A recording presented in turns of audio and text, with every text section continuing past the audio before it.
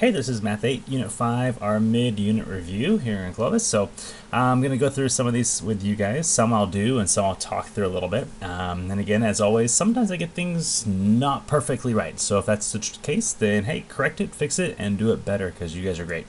So the first one, we have four charts and graphs, and we have to decide if it's a function or not a function. And one of the key things here is that when we're looking at a function and not a function, we've been talking about our inputs and putting something into our function machine and getting an output out. And when you put something in, you can only get one output, and that's a key thing here. Alright, so we can see that come to play when we look at something like this is our input and this is our output. If I put a -4 in the machine, I get out an 8. I don't know the rule, but I just know I get out an 8. Put a 2, I get out a 3. I put a regular 4, I get out a 7, but here I put in another 2 and I get a 4. See, there's no way that I can have a different output with the same input.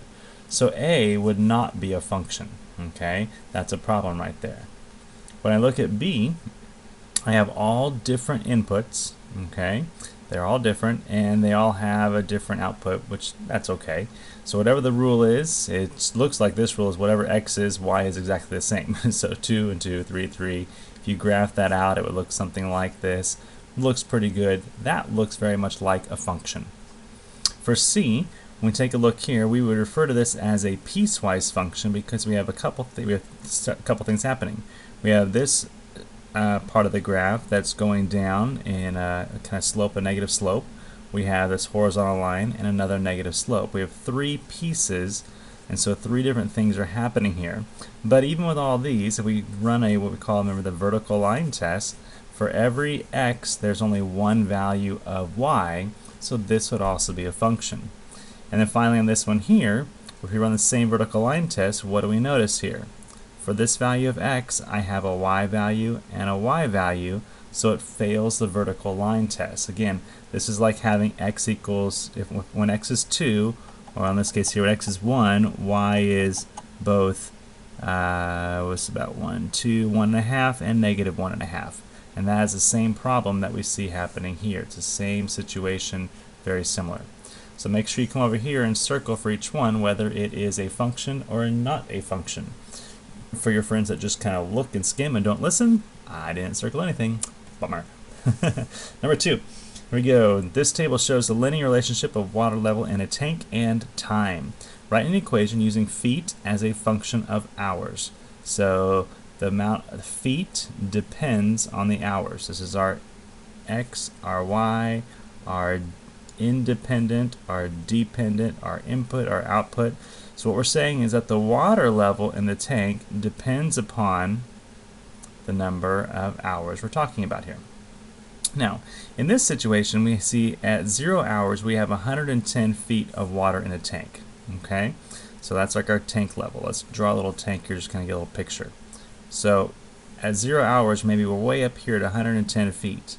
After 2 hours, it's dropping down to 80 feet. So we see a decrease there after 2 hours.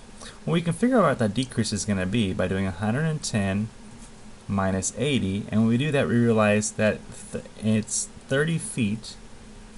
We've lost 30 feet of water in 2 hours. Okay, now what's helpful if we're going to write an equation is to figure out what that's going to be in terms of 1 hour. Right? 2 hours is nice, but we want to know what does that mean in terms of 1 hour. So if it loses 30 feet in 2 hours, and we know it's linear relationship, then we can cut that in half, and for 1 hour, 30 divided by 2 is going to be 15. So we know we're losing 15 feet in an hour. That becomes our rate. Alright?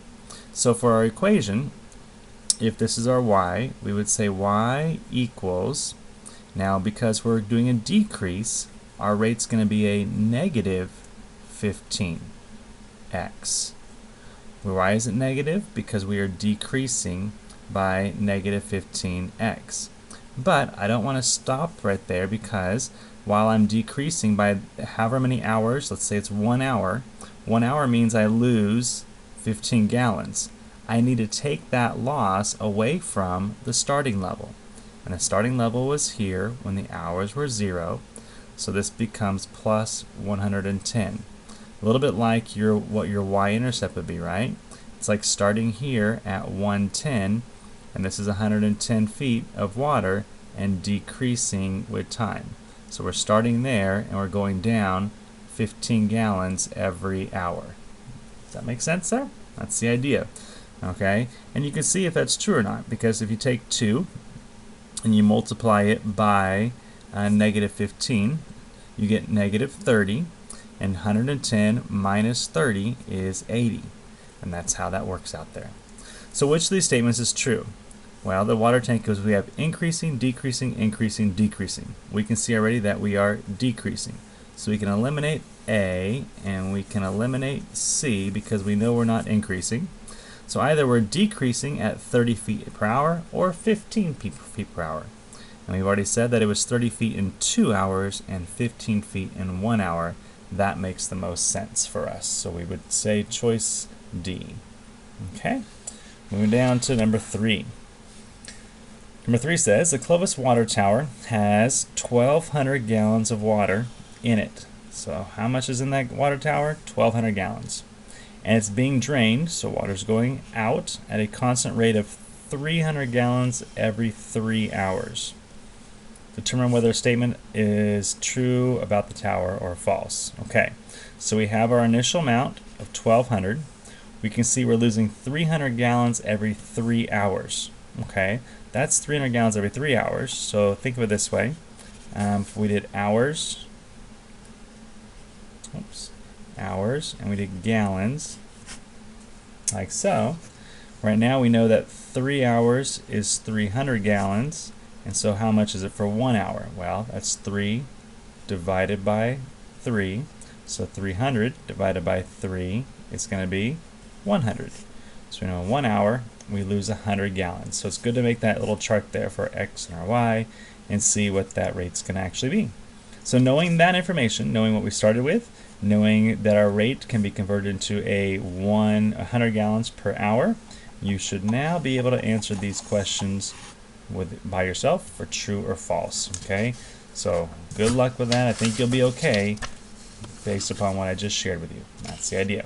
Okay, let's look at number 4. Number 4. This graph shows the temperature for 12 hours after noon. Okay, I'm going to just draw some labels here on this graph here to help you kind of guide you along here. So this point right here is going to be noon, which means we have 1, 2, 3, 4, 5, 6, 7, 8, 9, 10, 11 o'clock, and over here is 12 o'clock midnight. Just so we can have a picture of what that's going to be. Alright, so let's take a look at what they're asking. It says, which of these statements are true? The highest temperature was between 3 and 4 p.m. Okay, well, where is the highest temperature on the graph? Highest temperature occurs right here, and that is happening at what time? Well, that's happening between 5 and 6 p.m., so that is not going to be true, is it? That's a false statement. For B, it says between 2 o'clock and 3 o'clock, the temperature was rising. So when we look between 2 and 3, in this area right here, is the temperature rising and increasing? Yes, it certainly is. We would say that is a true statement right there. For C, the temperature was about 57 degrees at 8 o'clock p.m. So we look at 8 o'clock p.m. and we move on up here and we see what is our temperature. And when we look across, it's right there. We see that it is 57 degrees. That seems to match. So at 8 o'clock, it was 57 degrees. That's a true statement. D, the temperature was warmer at midnight than noon. Well, here's noon, and here's midnight. So was the temperature warmer at midnight than noon? Yes, it was. That's a true statement. It's about 52.5 degrees there and about 50 degrees there. So a little bit warmer at midnight than it was at noon. Twice the temperature was 55 degrees. Now I had to read this a couple times. What this means is we had this temperature 55 degrees show up 2 times during this period. So at 2 points it was 55 degrees. Well, let's find 55 degrees. Let's look and see if it happened twice. Here's one time when it's 55 degrees. Keep on going. And there it was again. So yes, it was 55 degrees 2 times during this period. In F, the high temperature was around 4 o'clock p.m. Well, we said our high temperature was right here between 5 and 6. At 4 o'clock, we are there. That is it's a good temperature, but that's 57, the high temperature is 59. So we would say, nope, that's not quite right. We would say false on that one. All right, let's look at number 5. So that Johnny has been running after school to get in better shape. Yesterday he went for a long run. The graph shows his time and distance traveled throughout the run. So here's his long run there. Now, before we get started, there are a couple issues with this graph. Okay, first of all, notice here that we have a block of time here, and now I'm at 10, which would make you think this should be 5, right? But notice that this is not 15. This becomes 20, 30, 40, 50, 60, 70, 80. So this part of the graph right here is really messed up, okay? So if we wanted to redraw that real quick, perhaps we would do something like here to here and make that our starting point, and to kind of eliminate this whole section right there because it's just not right. This becomes 2, 4, 6, and 8, and we're going to use this as our y-axis right there. Okay, so that's what I'm going to do. I'm going to ignore this stuff right there because that is just incorrect. It's just a bad graph. It happens. It'll probably be fixed on next year's review. And so if you're on next year and this is not this year, hey, welcome to next year, and hope yours is better than mine. Okay, so we have, was miles a function of time, or was time a function of miles? Remember, when we say was a function of, that means it depends on. So the question here is asking this: did the miles that he ran, the miles traveled, depend upon how long he ran for? Was the miles depending on the time? Or did the time he run depend on the miles? Okay. In this case here, because we have our y-axis here and our x-axis here, the x is representative of our independent variable, and this is our dependent variable, which means in this case here, the miles he runs depends upon the time that he runs for. So we would say that miles is a function of time is the correct answer here. Can you think of a time or an example where time would be a function of miles? Well, if you're doing a race, perhaps, and you have a set length for the race, maybe you have to run 3 miles, then that would be an example where you would go the other way, because that's the fixed time, and you're going to see that the time that the guy gets depends, or it depends on how fast he can run the mile. So maybe rates might change things there. Traditionally, typically, we do put time down the bottom as our independent variable. So for this one, we're going to go that miles was a function of time. B, how many miles did he run? Well, we can see here, here's our distance traveled in miles, and the ending point, we're right there, which looks like he ran 4 miles, right? How long did his run take? We look at the minutes, and we can see the length was here 90, and we're at 90 minutes. Johnny took a break from running. About how long was his break, and between which time or minutes does this occur? So the break's going to be when we see a flat part of the graph, right? Because distance is going to be not happening. Here, as long as we're moving up, there's distance, and then we get here and we go, oh, what happened? Well, there's no distance being traveled between 40 and 50 minutes. So, okay, so how long was that break? Well, between 40 and 50 minutes, it's about 10-minute break between the 40 and 50-minute mark of his run. All right. And the last part here wants to know what was his fastest rate and what was his slowest rate. So the fastest rate is going to be where the slope is the steepest, and the slowest rate would be where it's the not quite so steep. Okay, so that's going to be what we would look for on that graph, something like that. I'm not going to count where he's not running. That would obviously be the slowest rate, where there's no running happening. So when we look at it, let's look at the 3 segments that we have where there's movement. Here, he's moving, he goes 1 mile, because here's 1 mile in 20 minutes. So that's 1 mile in 20 minutes from here to here. From there to there, he's going 2 miles in 20 minutes. So 2 and 20, or that also can be written as 1 mile in 10 minutes, right? So that's faster than that one. And over here, we're doing 1 mile up to go from there to there in 10, 20, 30, 40 minutes. So 1 mile in 40 minutes. So our fastest rate is 1 mile every 10 minutes, which happens here. This is our fast chunk. And our slowest is going to be 1 mile in 40 minutes, which happens right here. This is our slow spot. So we definitely slowed down towards the end. That brake didn't make him go faster. The brake made him actually go slower. All right, let's look at the next page. Okay, number 6. Okay, 6 is a great little question here. It says select all the functions whose graphs include the point 25, 5. Now, this point is an x and a y coordinate, right? Which means if I take the x value and I plug it into one of these, I should get the y value if this point is on the graph. So, for example, let me do a couple real quick. If I put 25 right here for 8, x, I'd have 8 times 25 minus 10. Now, that is supposed to equal the y value, which is supposed to be 5. Just looking at this right here, is this going to equal 5? Probably not. 25 times 8 is 200 minus 10, which is 190. 190 does not equal 5, so that is not going to be a graph who includes that point there.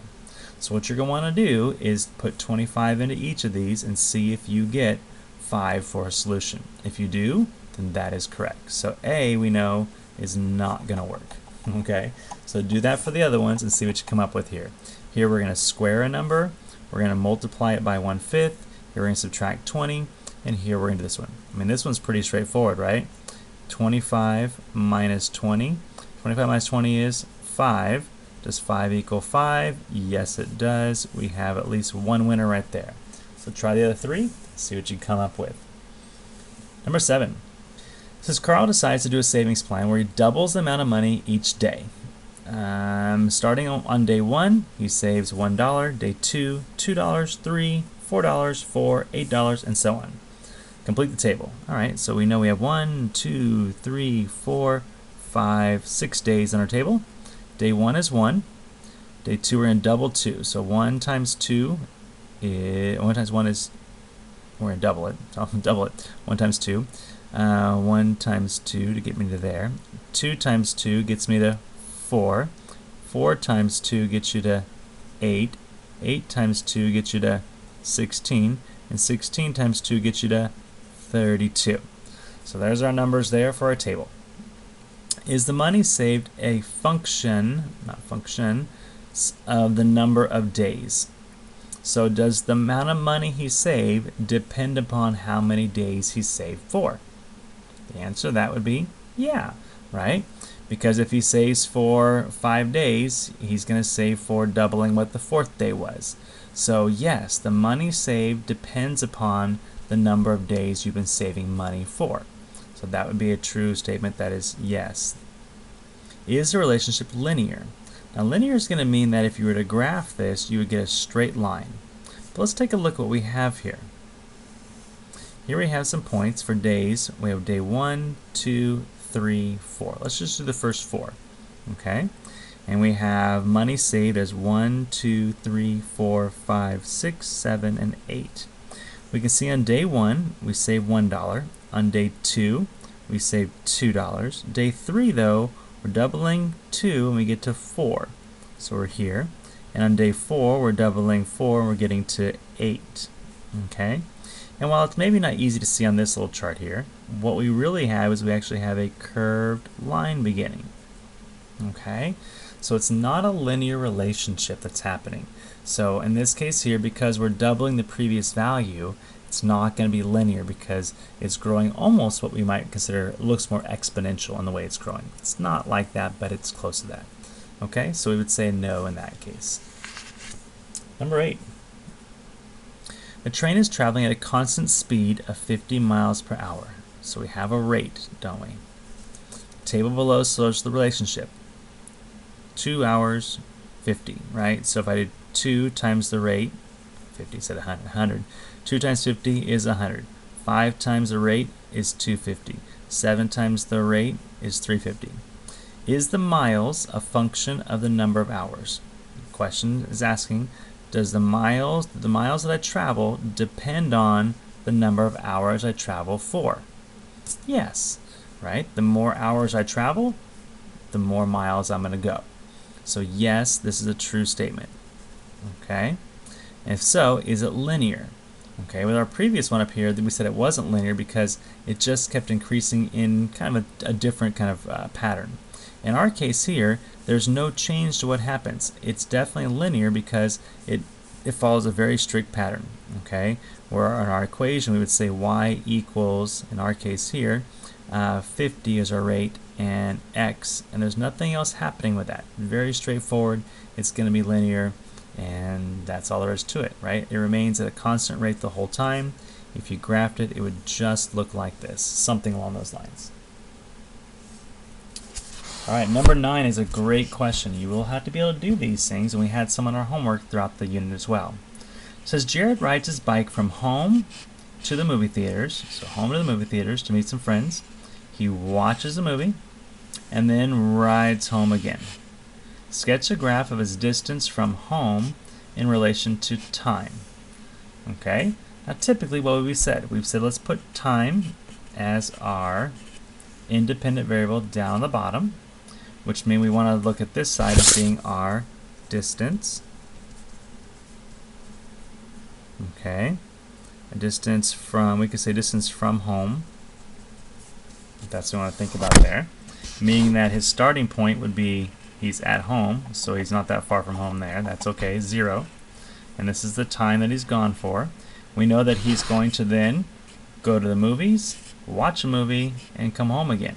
So what kind of graph are we talking about? This is our distance from home. He's going to travel, this is 0. He's going to travel away from home. He's going to get to the movie theater and stop and watch a movie. And then when the movie's over, he's going to come back home. Does that make sense? So the distance from home, this is like 0. Let's say the movie theater was 2 miles away.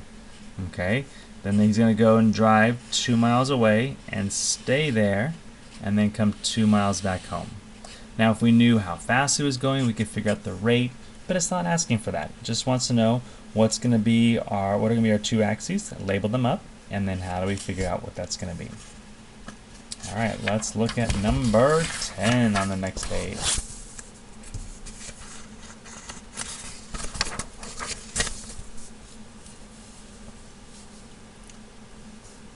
Number 10. We have 2 surfing instructors charge money for each hour of work. So every hour they get a charge, plus a one-time fee for private lessons. Instructor Troy charges according to this graph. So here's Troy. He charges a fee right there, it looks like, and then a constant rate for working. And then here's Izzy, and we have a number of hours and the dollars that it costs for his instruction. All right, let's see what the questions say. First question, how much does Troy cost for each hour of work, and what is the one-time fee? Okay, well the one-time fee is going to be where the graph originates, where it starts. Our one-time fee is going to be, in this case here, counting by 50s, so this is going to be 25, it would be $25. That's his one-time fee. But with each hour of work, every hour, how much does it cost? Well, to go from here to here is $25, here to here, $25.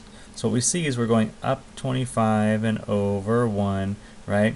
So it's $25 per hour. So how much does it cost for each hour of work? $25 per hour. Pretty straightforward, pretty linear. Troy's is pretty easy to tell what's going on there.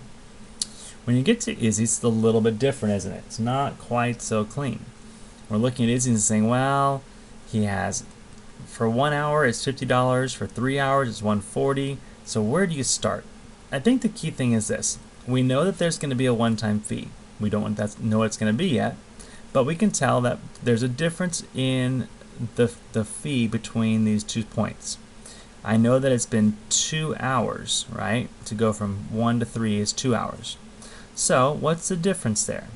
If it's $140 there and it's $50 here, 140 minus 50 is $90, and that's for how many hours? That's for 2 hours. So knowing that this is what it costs for 2 hours, do I know how much it costs for 1 hour? Probably, right? Because again, there's not going to be a one-time fee here. The one-time fee is not a part of this, right? The one-time fee would have happened up here before this started, most likely. But not quite sure. Let's just keep looking though. Let's look here. Well, before we go there, if we divide 90 divided by 2, we end up with $45. Okay, so it looks like what's happening here is it's $45. So $45 per 1 hour. Let's just check right here. What happens in this block? 320 minus 140. When you subtract that, we end up with 180. Now this is 4 hours right there. So what is 180 divided by 4? 4 goes in here 4 times, which is 16. We get 2, and we have again $45 per hour. So we know that for Izzy, each hour of work costs $45 per hour. So what is the one-time fee? Knowing that it costs $45 an hour, we can now look back at our first hour and say, well, it costs us $50 to start. So if we take the 50 and we subtract the $45 per hour fee, then we know that our one-time fee for Izzy is $5. Okay? So comparing the two things, we can see that Troy has a greater one-time fee than Izzy does, but he's much cheaper to have him be your trainer over the long term. Part C then asks, can Troy and Izzy, or no, it's Izza, Izzy, whatever, charge the same amount for the same amount of time? Meaning, is there a place where they are doing the same business for the same money and these two equations would cross, right? This is like this. Is there a place where this graph and this graph are going to cross and we'd say, at that time, it costs the same amount of money? Well, to figure that out, what we can do is we can make an equation.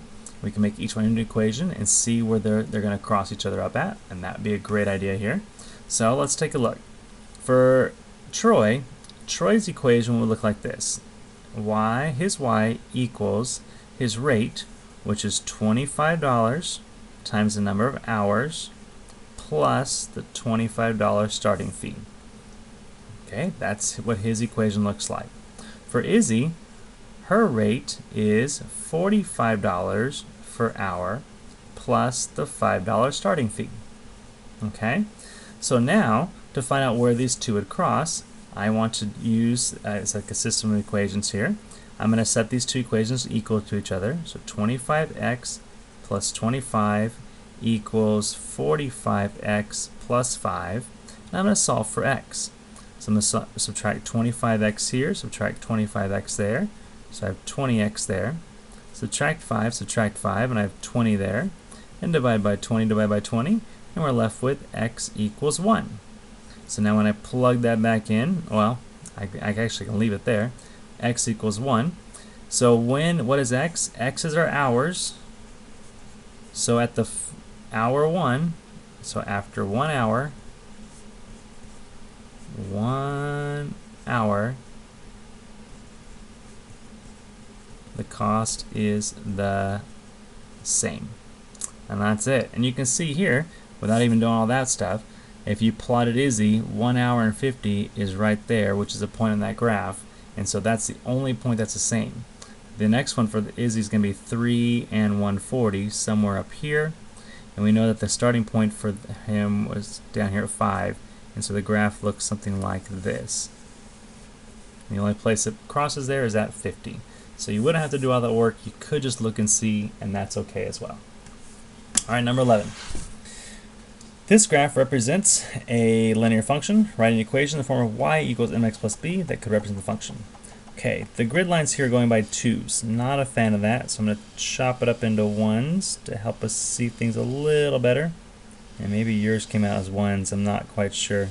Sometimes when we make these graphs, they don't come out, there's like a lighter color, and when we print them, they don't come out as nicely. Alright, so let's see if this helps you see things real quick.